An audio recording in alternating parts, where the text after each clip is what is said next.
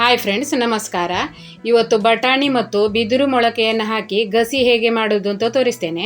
ಇದಕ್ಕೆ ಬೆಳ್ಳುಳ್ಳಿ, ಈರುಳ್ಳಿ ಏನು ಹಾಕಲಿಕ್ಕಿಲ್ಲ, ಜುಮ್ಮಿನ ಕಾಳು ಹಾಕಿ ಮಾಡ್ತಾರೆ. ಈಗ ಅದನ್ನು ಹೇಗೆ ಮಾಡೋದು ಅಂತ ತೋರಿಸ್ತೇನೆ. ಇಲ್ಲಿ ಹಸಿರು ಬಟಾಣಿಯನ್ನು ರಾತ್ರಿ ಇಡೀ ನೆನೆಸಿಟ್ಟಿದ್ದೇನೆ. 1 ಕಪ್ ಆಗುವಷ್ಟು ಹಸಿರು ಬಟಾಣಿಯನ್ನು ನೆನೆಸಿದ್ದೇನೆ.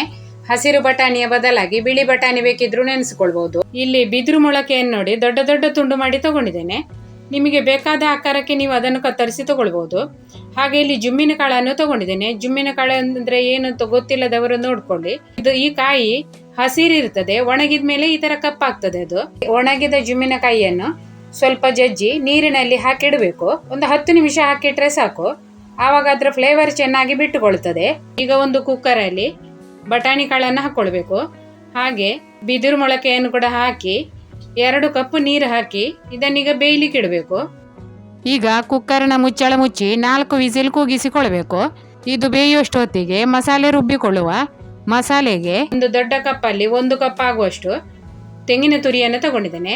ಇದಕ್ಕೆ ಬೇಳೆ ಎಲ್ಲ ಹಾಕ್ಲಿಕ್ಕಿಲ್ಲ, ಹಾಗಾಗಿ ಇದಕ್ಕೆ ತೆಂಗಿನ ತುರಿ ಜಾಸ್ತಿ ಬೇಕು.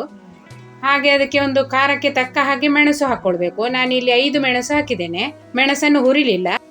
ಅರ್ಧ ಚಮಚ ಅರಶಿನ ಹಾಕೊಳ್ಬೇಕು. ಮತ್ತೆ ಒಂದು ಸಣ್ಣ ಹುಣಸೆ ಹುಳಿ. ಈಗ ಇದಕ್ಕೆ ಸ್ವಲ್ಪ ನೀರು ಹಾಕಿ ಇದನ್ನು ರುಬ್ಬಬೇಕು. ನೋಡಿ, ರುಬ್ಬಿ ತಂದಿದ್ದೇನೆ. ಆದಷ್ಟು ನಯವಾಗಿ ರುಬ್ಬಬೇಕು.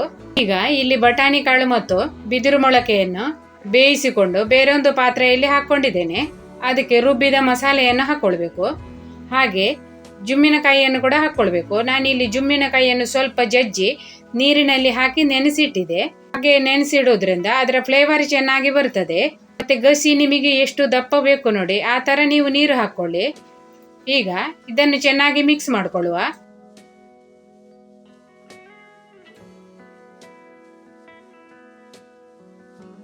ಮತ್ತೆ ಇದಕ್ಕೆ ರುಚಿಗೆ ತಕ್ಕಷ್ಟು ಉಪ್ಪನ್ನು ಹಾಕೊಳ್ಬೇಕು. ಈಗ ಇದನ್ನು ಚೆನ್ನಾಗಿ ಕುದಿಲಿಕ್ಕೆ ಬಿಡಬೇಕು. ಈಗ ಗಸಿ ಚೆನ್ನಾಗಿ ಕುದೀತಾ ಉಂಟು. ಗ್ಯಾಸ್ ಆಫ್ ಮಾಡ್ತಾ ಇದ್ದೇನೆ. ಈಗ ಇದಕ್ಕೆ ಬೇಕಿದ್ರೆ ಒಂದು 2 ಚಮಚ ತೆಂಗಿನ ಎಣ್ಣೆಯನ್ನು ಹಾಕೊಳ್ಬಹುದು. ಇದಕ್ಕೆ ಒಗ್ಗರಣೆ ಎಲ್ಲ ಹಾಕ್ಲಿಕ್ಕಿಲ್ಲ. ತಣಿದ ಮೇಲೆ ನೋಡಿ ಗಸಿ ಎಷ್ಟು ದಪ್ಪಾಗಿ ಎಷ್ಟು ಚೆನ್ನಾಗಿ ಆಗಿದೆ ನೋಡಿ. ತುಂಬಾನೇ ರುಚಿಯಾಗಿ ಆಗ್ತದೆ. ನೀವು ಮಾಡಿ ನೋಡಿ. ಹಾಗೆ ವಿಡಿಯೋ ಇಷ್ಟ ಆದ್ರೆ ಒಂದು ಲೈಕ್ ಮಾಡಿ. ಚಾನೆಲ್ ಅನ್ನು ಇದುವರೆಗೆ ಸಬ್ಸ್ಕ್ರೈಬ್ ಮಾಡದವರು ಸಬ್ಸ್ಕ್ರೈಬ್ ಮಾಡ್ಕೊಳ್ಳಿ. ವಿಡಿಯೋ ನೋಡುವ ಎಲ್ಲರಿಗೂ ಧನ್ಯವಾದಗಳು.